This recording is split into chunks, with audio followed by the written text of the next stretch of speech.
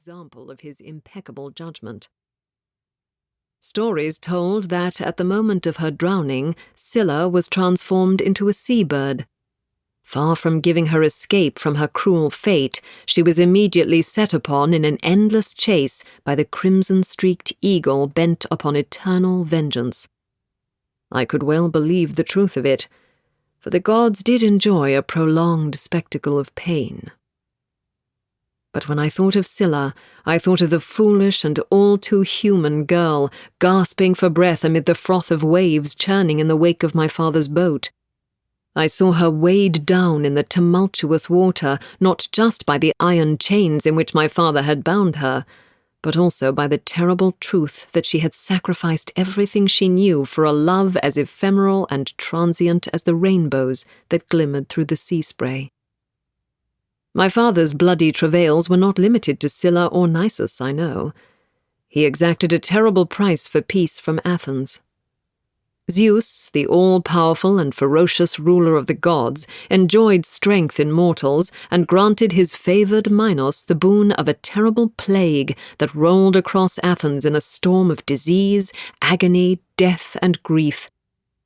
The wails must have filled the air as mothers watched their children sicken and die before their eyes. Soldiers slumped across the battlefields, and the mighty city, which found that it was, like all cities made strong only by weak human flesh, began to sink beneath the piled-up corpses of the plague my father had brought.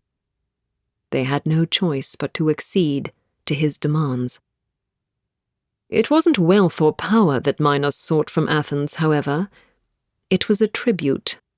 7 Athenian youths and 7 Athenian maidens brought every year across the waves to Crete to sate the appetite of the monstrosity that had threatened to shatter my family with shame, but instead had elevated us to the status of legends.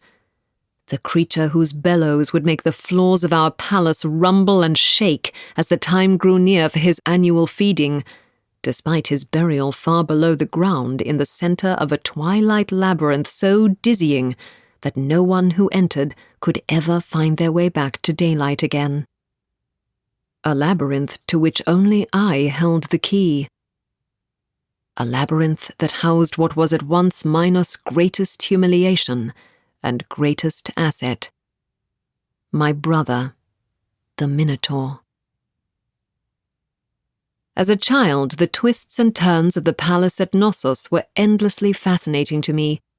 I would loop through the bewildering multitude of rooms, skating my palm across the smooth red walls as I drifted through snaking passageways. My fingers traced the outline of the labrys, the double-headed axe engraved into stone after stone. Later, I learned that to Minos the labrys represented the power of Zeus, used to summon the thunder, a mighty display of dominance. To me, running through the maze of my home, it looked like a butterfly. And it was the butterfly I would imagine as I emerged from the dim cocoon of the palace interior to the glorious expanse of the sun-drenched courtyard. At the center gleamed a huge, polished circle, and this was where I spent the happiest hours of my youth, spinning and weaving a dizzying dance, creating an invisible tapestry with my feet across the dancing floor. A miracle carved from wood, a superb accomplishment of the renowned craftsman Daedalus. Though, of course, it would not be his most famous creation. I'd watched him construct the dancing floor. I was an eager girl, hovering over him, impatient for it to be done, not appreciating that I was watching an inventor at work whose fame would ring through the whole of Greece, perhaps even the world beyond, though I knew little of that. Indeed, I knew little of what lay beyond our palace walls. Although many years have passed since then, when I remember Daedalus, I see a young man full of energy and the fire of creativity. While I watched him work, he told me how he had learned his craft traveling from place to place, until his extraordinary skill attracted the eye of my father, who made it worth his while to stay in one place. Daedalus had been everywhere, it seemed to me, and I hung on his every word when he described the scorching, sandy deserts of Egypt and the impossibly distant